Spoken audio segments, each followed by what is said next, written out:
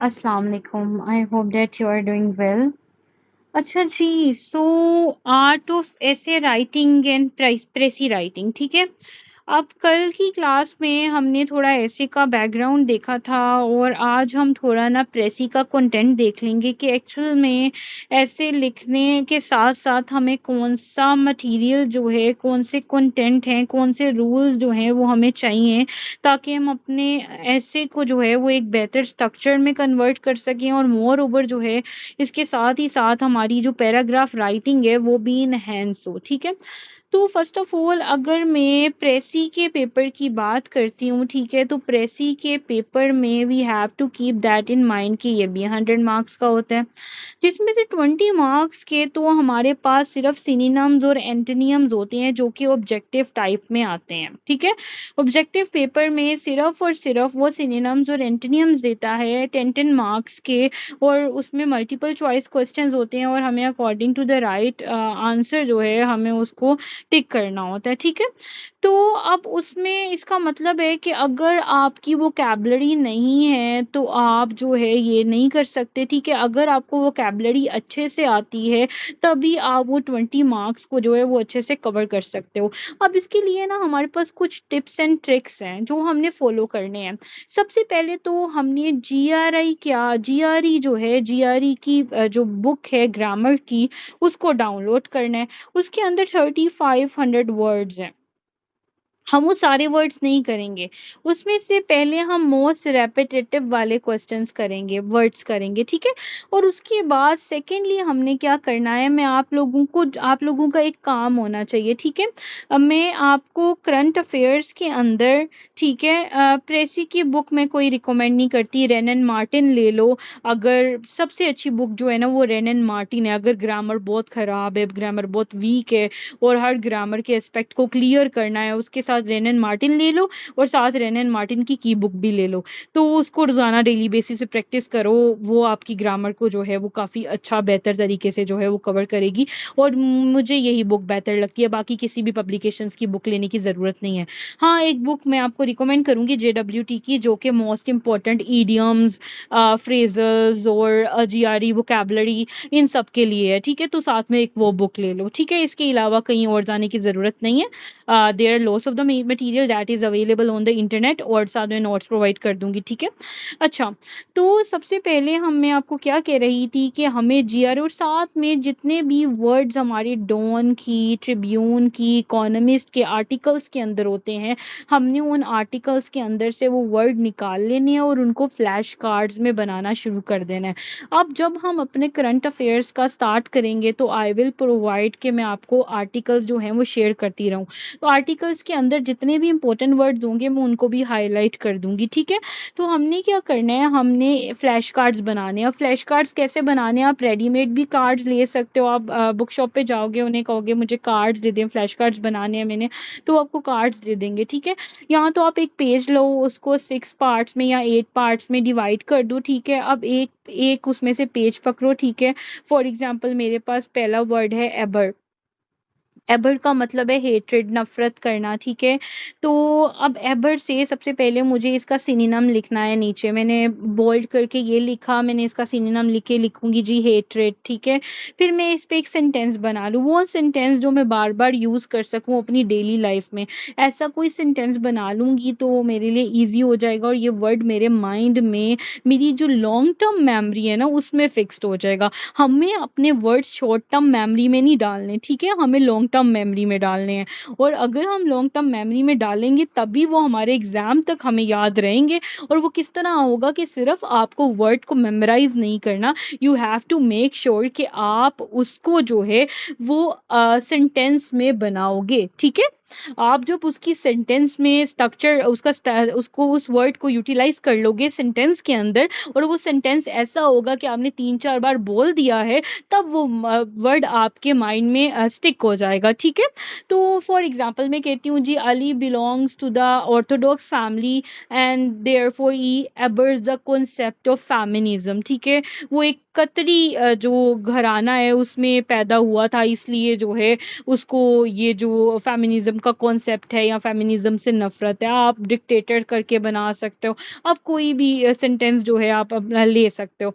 और उसके बाद इसी कार्ड के बैक साइड पे आप इसका एंटोनियम लिख दोगे, जो कि इसका ऑपोजिट है, लव, ठीक है, टू बी लव्ड, ठीक है।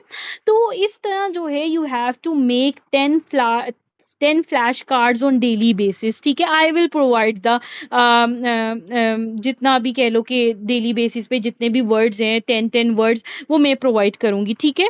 आप लोगों ने उसको अंडरस्टैंड करना है, उसका तर्जमा समझना है, उसके ऊपर एक स्ट्रक्चर जो है सेंटेंस बनाना है। सेंटेंस आपका प्लीज खुद का होना चाहिए, और उसके बाद आपने वो फ्लैश कार्ड बनाना है। मैं आप लोगों का एक होमवर्क ग्रुप बना देती हूँ फ्लैश कार्ड्स के लिए। आप लोगों ने क्लास से पहले या आप लोगों ने आपस में किसी भी टाइम एक दूसरे के साथ जो है वो व्हाट्सएप कॉल पे आ जाओ, और उसके बाद जो है उसको मेमोराइज कर लो, एक दूसरे से सुन लो, लाइक एक कुछ भी प्ले कार्ड्स कर लो, या कुछ भी ऐसा आपको एक्टिविटी क्रिएट करनी पड़ेगी, ठीक है। और वो डेली बेसिस पे आप करो, 10 फ्लैश कार्ड से आप स्टार्ट करो, और उसको इन्हेंस करते हुए जो है आप लोग 15 पे ले जाओ, ठीक है। अब डेली बेसिस के लिए जैसे मैं कहती हूँ कि इस्लामियत के लिए 1 घंटा निकालना है, आधा घंटा वर्सेस के लिए काफ़ी है। आपने जो है इसके अलावा आधा 40 मिनट्स आपने मैथ्स के लिए निकालने हैं। इसके अलावा ये प्रेसी का पेपर भी ऐसा है कि ये वो पेपर नहीं है जिसको आप रिवाइज करके छोड़ दो। इसको ये आपके साथ स्टिल चलेगा, और ये 1 हफ्ता पहले आपके पेपर से, आपके रिटन पास से 1 हफ्ता पहले आप इसकी प्रैक्टिस छोड़ोगे, ठीक है। और इसलिए जो ज़रूरी है इसको भी रोज़ाना का 1 घंटा देना। अब वो टाइम आप पे डिपेंड करता है कि वो आप टाइम किस सिनेरियो में जो है वो निकालोगे, ठीक है। कि आप उसको कितना टाइम जो है वो दे रहे हो। अस्सलाम वालेकुम। अच्छा जी, तो वी आर डिस्कसिंग कि हमें फ्लैश कार्ड्स मेकिंग किस तरह करनी है, ठीक है। तो we have to keep that in mind कि हर 10 डेली बेसिस पे 10 वर्ड्स को हम फ्लैश कार्ड्स में बनाएंगे, ठीक है। ताकि हमारे लिए जो चीज़ें हैं वो ईजी हो जाएं, और उस वोकेबलरी की वजह से ये होगा कि एक तो जो हमारे ऐसे के अंदर जो स्टाइल है ना, जो वोकेबलरी रेपिटिशन ना हो, प्रेसी के अंदर हमें वोकेबलरी चाहिए होती है, और हमारे 20 मार्क्स का ऑब्जेक्टिव भी इस पे बेस्ड करता है। तो ये सारी चीज़ें हमारे लिए ईज़ हो जाएँगी। अच्छा, एक बात याद रखिएगा, मुझे भी 3500 वोकैब्युलरी वर्ड्स की वोकैब्युलरी नहीं आती, ठीक है? मुझे वो सारे जीआरई वर्ड्स नहीं आते, किसी को भी नहीं आते होंगे, ठीक है? बहुत कम होंगे, मैं आल्दो किसी को भी नहीं आते होंगे, ठीक है? तो हमें इंग्लिश में मास्टर्स नहीं करना, ठीक है? हमारी डिमांड जो है एफपीएससी की, हमें हर चीज़ में हमें अपने आप को क्लियर रखना है कि जो डिमांड एफपीएससी की है, जो मैंने कल आपको ऐसे के लिए भी 6 एलिमेंट्स बताए थे, और जो प्रेसी का पेपर है, हमारा कंटेंट उतना ही है, हमें उतना ही फॉलो करना है। हम लोग डर के बैठ जाते हैं, जी मुझे तो वोकैब्युलरी आता ही नहीं है, मैं कैसे 3000 वर्ड्स को ग्रैब करूंगा। भाई नहीं करने 3000 वर्ड्स को ग्रैब, आपको कौन कह रहा है करो। आपको सिर्फ इतनी वोकैब्युलरी चाहिए जो आपके ऐसे के अंदर मैच्योरिटी डाले, जो आपके प्रेसी के अंदर मैच्योरिटी डाले, और जो आपका ऑब्जेक्टिव पास कर दे, ठीक है ना। तो हमें इंग्लिश मास्टर्स नहीं बनना। बहुत से इंग्लिश मास्टर्स किए हुए स्टूडेंट जो हैं वो ऐसे और प्रेसी के पेपर में जो है वो फेल्ड हो जाते हैं। तो यहाँ पे हमें एफपीएससी को समझना है, एफपीएससी के जार्गन को समझना है, ठीक है। फिर उसके अलावा जी हम जो प्रेसी और सेंटेंस स्ट्रक्चर की क्लास है वो स्टार्ट करेंगे विद द टेंसेस, ठीक है। तो सबसे पहले क्विक रिवीजन होगी, हम 12 टेंसेस को मैं आप लोगों को मतलब आज से ये होमवर्क दे रही हूँ कि आपने ना घर से पढ़ के आने हैं, ठीक है। 12 टेंसेस और उनको देख के आने हैं, मैं नोट्स भेज दूंगी, ठीक है। और उसके बाद कल हम डिस्कस करेंगे, थोड़ा उसको समझेंगे, थोड़ा आप लोगों से पूछूंगी, एक मिनी सा टेस्ट और एक रिवीजन, क्विक सी रिवीजन कर लेंगे, ठीक है। फिर उसके बाद जो है हम पार्ट्स ऑफ स्पीच करेंगे। अब पार्ट्स ऑफ स्पीच हम बहुत इंटरेस्टिंग वे में करेंगे, साथ हम इसके ऐड करेंगे गोल्डन रूल्स ऑफ ग्रामर। अब गोल्डन रूल्स ऑफ ग्रामर में हमें क्या पता चलता है, सब्जेक्ट वर्ब एग्रीमेंट क्या होता है, वर्ब एग्रीमेंट क्या होता है। Please make sure to mute your mic ना, आप लोग अपना माइक म्यूट रखा करें जब ज्वाइन करते हैं। अच्छा, तो इसके अलावा सब्जेक्ट कहाँ पे लगाना है, ऑब्जेक्ट कहाँ पे लगाना है, इंडिपेंडेंट और डिपेंडेंट क्लॉजेस कहाँ क्या होते हैं। और इसके साथ ही साथ शायद यहाँ पे मैंने कोर्स कंटेंट एडमिनिस्ट्रेशन ने मेरा जो है वो ऐड नहीं किया, लेकिन साथ में मैं आपको थीसिस भी सिखाऊंगी, थीसिस एक्चुअली हम प्रेसी के पेपर में भी करेंगे। स्ट्रक्चर समझने के लिए भी थीसिस को जो है वो हम कवर करेंगे और उसमें हम क्या करेंगे कि सिंपल सेंटेंस और कॉम्प्लेक्स सेंटेंस में क्या डिफरेंस है, ठीक है? अब ये आप अलग से आपके जो आपका थीसिस का पेपर है, आपका एसे का पेपर है, उसमें थीसिस तो होती है, इसके अलावा आपको पैराग्राफ राइटिंग के लिए भी ये चीज़ आनी चाहिए कि डिपेंडेंट और इंडिपेंडेंट क्लॉजेस क्या होते हैं और सिंपल और कॉम्प्लेक्स सेंटेंस स्ट्रक्चर जो है वो क्या होता है, ठीक है? तो अभी मैं आप लोगों को कोर्स कंटेंट बता रही हूँ जो कि हम इसमें कवर करेंगे। एक तो वोकैबुलरी हमने किस तरह से कवर करनी है वो मैंने आप लोगों के साथ एक्सप्लेन किया, ठीक है? उसके अलावा जो है हम पार्ट्स ऑफ स्पीच कवर करेंगे और पार्ट्स ऑफ स्पीच के साथ में जो है सिर्फ करवाऊंगी नहीं, मैं उसकी की एक्सरसाइजेस भी दिया करूंगी, पंक्चुएशंस होगी, प्रेपोजिशंस हो गई, हम उसको इवैल्यूएट भी करेंगे, हम उस पे जो है वो पैराग्राफ लिखना भी सीखेंगे जिसमें आपके जेरेंड्स हैं, इन्फिनेटिव्स हैं, फिर आपके एक्टिव पैसिव आ जाते हैं, आपकी नरेशंस आ जाती हैं, आपकी 70 गोल्डन रूल्स ऑफ ग्रामर। और आपको पता है कि आपके जो सब्जेक्टिव पेपर होता है ना प्रेसी का, 20 मार्क्स तो हो गए आपके प्रेसी के पेपर के, जिसमें जी आपने जो है वो फोकस करना है जी आपके एंटोनियम्स और जो है वो सिनोनिम्स पे, ठीक है? और इसके अलावा आपका जो 80 मार्क्स का पेपर बचता है उसमें वो आपको कुछ और ऑब्जेक्टिव भी देता है, जिसमें वो आपको प्रेपोजिशंस देता है, ठीक है, 5 मार्क्स की, ठीक है? फिर आपका सेंटेंस स्ट्रक्चर देता है, वो आपको कुछ टेंसेस देता है और आपको कहता है जी इसमें से मिस्टेक को हाईलाइट करें। उसके लिए हमें गोल्डन रूल्स ऑफ ग्रामर को समझना होता है कि एंटीसीडेंट्स क्या होते हैं, अगर हु वगैरह यूज होता है तो उसके साथ कौन सा वर्ब इस्तेमाल किया जाता है, सब्जेक्ट वर्ब के एग्रीमेंट्स क्या होते हैं, एक्टिव वैसे वॉइस किस तरह होते हैं जी, नरेशंस कैसे मैयर की जाती हैं, जेरेंट्स क्या होते हैं, आपकी जो क्लॉजेज होते हैं वो किस तरह जो है वो कहाँ कहाँ लगाए जाते हैं, ठीक है? तो ये सारी चीज़ें अगर हम आ जाएंगी तो हम अपने प्रेसी का वो 10 मार्क्स का क्वेश्चन भी सॉल्व कर लेंगे, साथ ही साथ हमारा पैराग्राफ का स्ट्रक्चर भी बेहतर हो जाएगा और वो हमारे ऐसे में भी हेल्प करेगा। तो इन दिस वे हमारा प्रेसी का पेपर, जो हमारा सेंटेंस स्ट्रक्चर का पेपर है और जो हमारा ऐसे का पेपर है, वो एक दूसरे के साथ हाईली लिंक्ड करता है। मैं ट्राई करूंगी, मैंने जिस तरह ये चैप्टर्स वाइज है ना, मैं हर चैप्टर के आपको नोट्स वगैरह प्रोवाइड कर दूं। मैं आपको पार्ट्स ऑफ स्पीच और टेंसेस के और ये सारे जेरेंड्स वगैरह के एक नोट्स प्रोवाइड करूंगी, देन पैराग्राफ राइटिंग के नोट्स जो है वो प्रोवाइड करूंगी, देन आपको जो है वो कॉम्प्रीहेंशन के नोट्स प्रोवाइड करूंगी, फिर आपका जीआरई वोकैबुलरी जो है वो डेली बेसिस पे जो है हम कवर करेंगे, और फिर प्रेसी राइटिंग क्या है, किस तरह प्रेसी को राइट करना है। तो इसी तरह आपका जो सब्जेक्टिव पार्ट होता है ना, उसके अंदर आपका बकायदा, प्लीज नहीं करें अली, मुझे समझ आ गई है, डोंट डू दिस।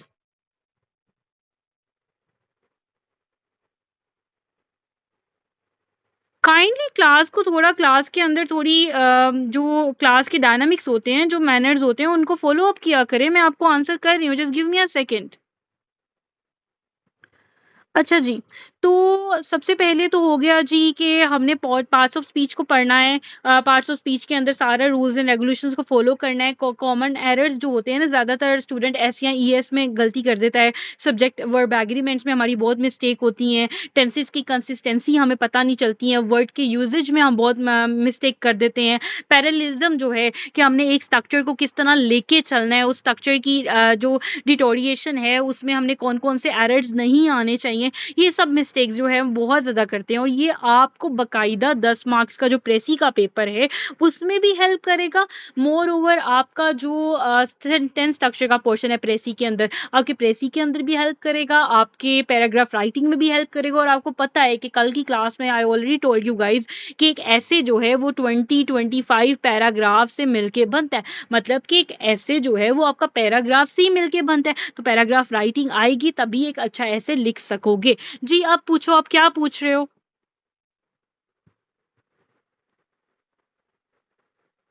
जी पहले कोई क्वेश्चन जिसने करना है वो कर ले, इस पे फिर मैं आगे चलती हूँ।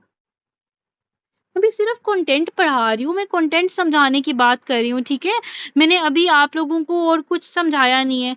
एक्चुअली जेनरे जो होता है ना, वो तो किसी भी टाइप को कहते हैं। हम जेनरे क्या होते हैं, जेनरे कैटेगरी को कहते हैं, टाइप को कहते हैं, ठीक है? किसी भी टाइप को, कोई किस्म, कोई टाइप, इसको इसी को सिनोनिम करते हैं, जेनरे हम उसको कहते हैं। किसी चीज़ की कोई टाइप हो जाए, लाइक हम किसी चीज़ को रिलेट कर रहे हैं, ठीक है? उसको कैटेगराइज़ कर रहे हैं, ठीक है? जी, काशिफ़ पूछिएगा। Hurry up.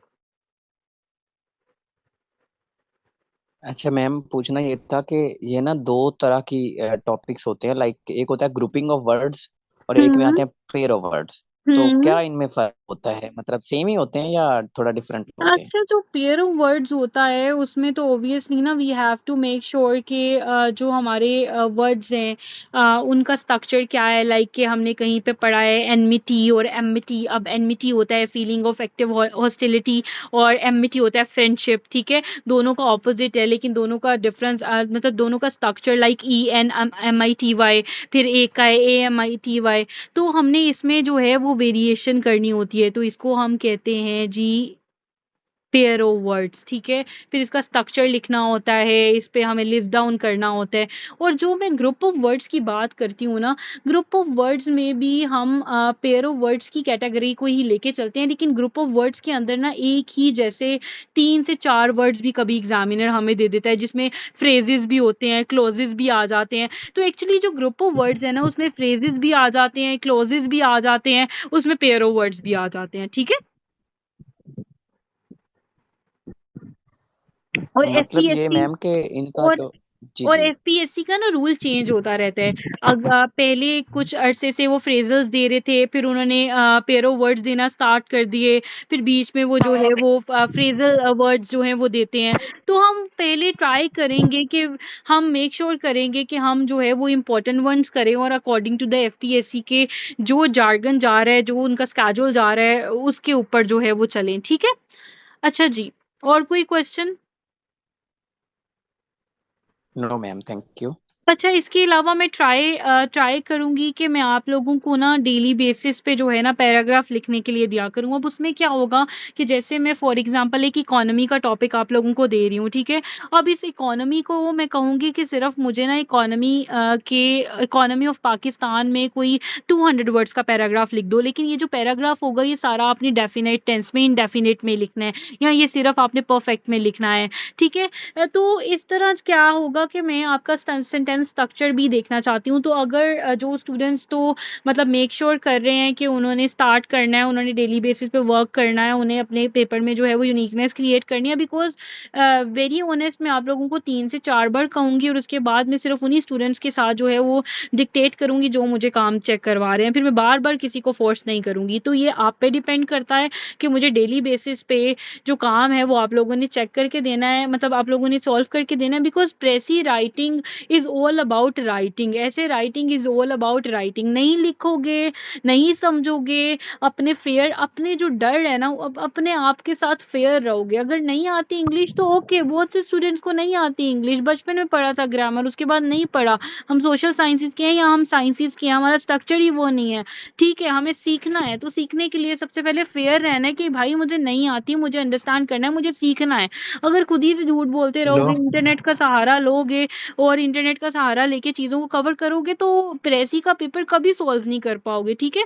तो इन चीज़ों को थोड़ा माइंड में रखो, चीज़ों को जो है वो डिटोरिएट नहीं करो, चीज़ों को जो है वो एक स्मार्ट स्टडी को लेके चलो, ठीक है? Just give me time Kashif, अभी मुझे करवाने दो, फिर एंड पे जो है वो पूछिएगा क्वेश्चन। अच्छा जी, फिर उसके बाद पैराग्राफ राइटिंग क्या होती है? अब मैंने आप लोगों को ऐसे के स्ट्रक्चर में एक बात की थी कि मैंने आप लोगों को समझाया था कि hello. Paragraph actually just kindly mute your mic.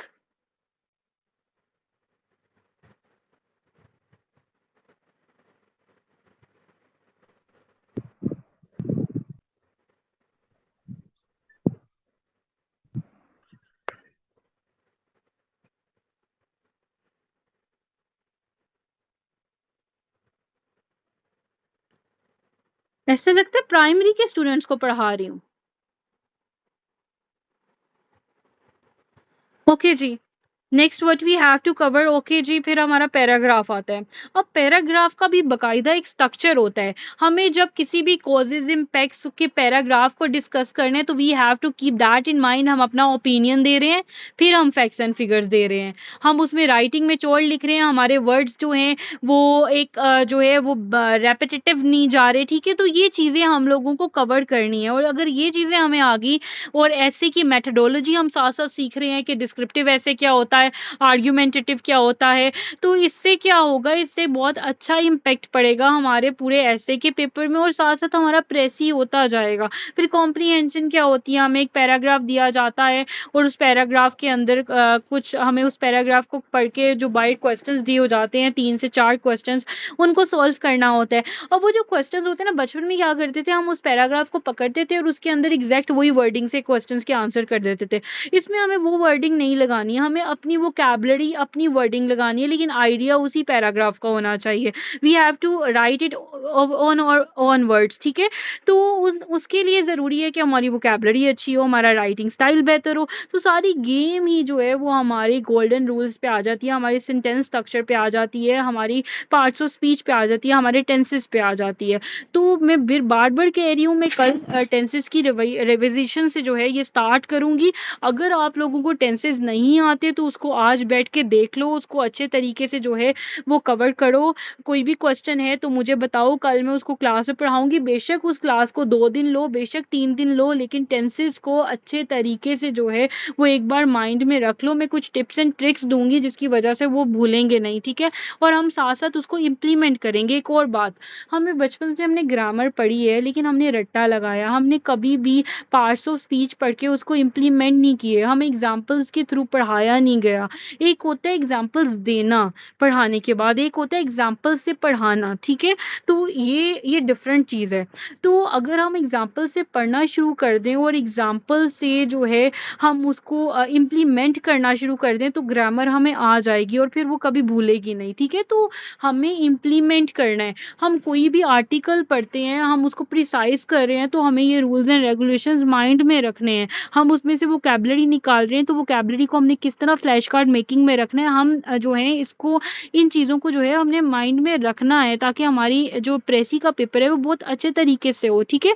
अब आप लोगों को अभी लग रहा होगा कि ये तो बहुत हेक्टिक हो गया, हम इसको मैनेज कैसे करेंगे, लेकिन आप जब क्लास में 15 डेज आओगे तो मैं आप लोगों को ये श्योरिटी देती हूँ, आप एक प्लानर पे चल पड़ोगे, ठीक है। आप एक ट्रैक पे चल पड़ोगे, आपको आइडिया हो जाएगा। अभी 1 वीक दो, इन चीज़ों को अंडरस्टैंड करो, लेकिन जो काम करोगे ना अपने से कमिटमेंट कर लो कि मैंने मेक श्योर करना है कि मैं जो करूँगा मैंने उसको राइट करना है, मैंने उस पर वर्क करना है, मैंने उस पर प्रैक्टिस करनी है। सारी बात प्रैक्टिस की आ जाती है। Practice and consistency is a की टू सक्सेस इन सीएसएस, और इस चीज़ को बस पकड़ लो, ठीक है। कंसिस्टेंट रहो, ठीक है। अपना स्केड्यूल बनाओ, ये नहीं है कि आज पढ़ लिया 2 दिन नहीं पढ़ा, फिर पढ़ लिया 3 दिन नहीं पढ़ा, तो be consistent in your journey, ठीक है। फिर उसके बाद जीआरई वोकैबुलरी मैंने आपको समझाई है, और फिर प्रेसी राइटिंग, प्रेसी क्या है, प्रेसी को किस तरह राइट करते हैं, 1/3 किस तरह करना है पैराग्राफ को, आइडिया उसका होना चाहिए, कौन से टेंसेज में होना चाहिए, इनडायरेक्ट में होना चाहिए, डायरेक्ट में होना चाहिए, कौन सी प्रेपोजिशंस होनी चाहिए, कौन सी जो है पंचुएशन इसमें ऐड करनी चाहिए, पंचुएशन क्या होती है, पंचुएशन को कैसे करते हैं, किस तरह प्रेसी का टाइटल सजेस्ट करते हैं।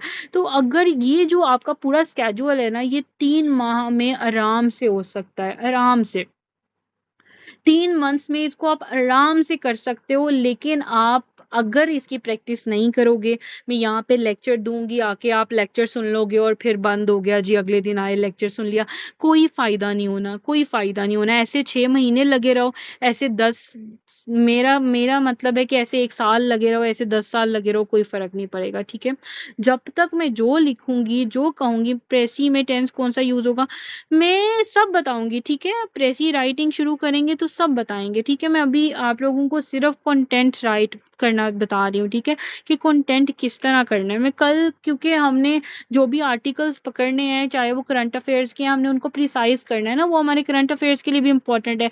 तो कल मैं आपको प्रेसी राइटिंग क्या होती है, इसको किस तरह करते हैं, रूल्स एंड रेगुलेशंस कल बता दूंगी, ठीक है। लेकिन साथ में हम स्टार्ट किससे करेंगे, टेंसेस से, ठीक है। तो ये चीज़ आप लोगों ने अपने माइंड में रखनी है। अब रिगार्डिंग कंटेंट, रिगार्डिंग बुक किस तरह करना है, क्या स्केड्यूल होना चाहिए, इसके अकॉर्डिंग कोई क्वेश्चन है तो बताओ। जो अंदर का कंटेंट है, अंदर किस तरह कवर करना है, वो आपकी क्लासेस में सब पढ़ाया जाएगा। इससे रिगार्डिंग कोई क्वेश्चन है तो लेट मी नो। इस कंटेंट लिस्ट को संभाल के अपने पास रख लेना, मैं इसको शेयर कर दूंगी आप लोगों के साथ। कोई क्वेश्चन है तो मुझे बताओ। आई होप कि समझ आ गया होगा। मैंने पूरे जो सिलेबस है आपकी प्रेसी का, उसको मैंने फुल लेंथ में जो है वो आपको एक्सप्लेन कर दिया है, आपको बता दिया है कि कौन सी चीज़ किसके तरह लिंक करती है, और फिर आपका पैराग्राफ आपके ऐसे के साथ जो है वो किस तरह लिंक करता है।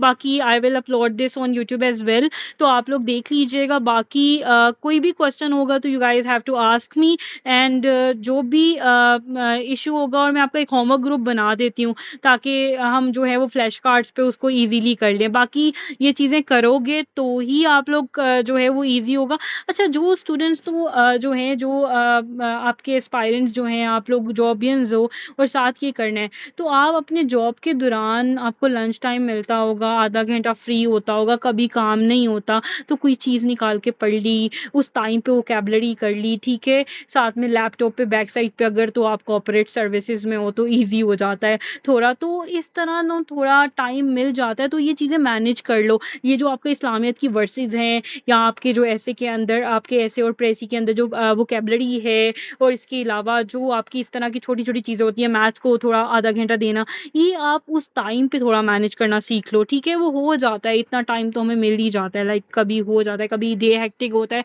तो कभी नहीं होता हेक्टिक। और बाकी जो काम है वो अपनी बाकी जो स्टडी है उसको साथ में 2-3 घंटे, 2 साढ़े 3 घंटे, लेकिन स्मार्ट स्टडी, खुद को एनालाइज करो, चीज़ों को देखो। एक टॉपिक को अगर 2 दिन भी देते हो तो इट इज़ ओके, लेकिन उस टॉपिक को हर डायमेंशन से उठाओ, तभी आप लोगों को जो है उसका फ्रूट मिलेगा। अदरवाइज लगे रहोगे कोई भी जो है वो चीज़ आपको समझ नहीं आनी। If you want to crack your CSS in your first attempt, then these things are quite important for you, ठीक है। जी, बाकी जब टॉपिक डिस्कस करेंगे तो चीज़ें साथ-साथ क्लियर होती जाएँगी। आई होप कि समझ आ गया होगा। बाकी कुछ भी पूछना होगा तो आप लोग पूछ सकते हैं। Best of luck. अल्लाह हाफ़िज़।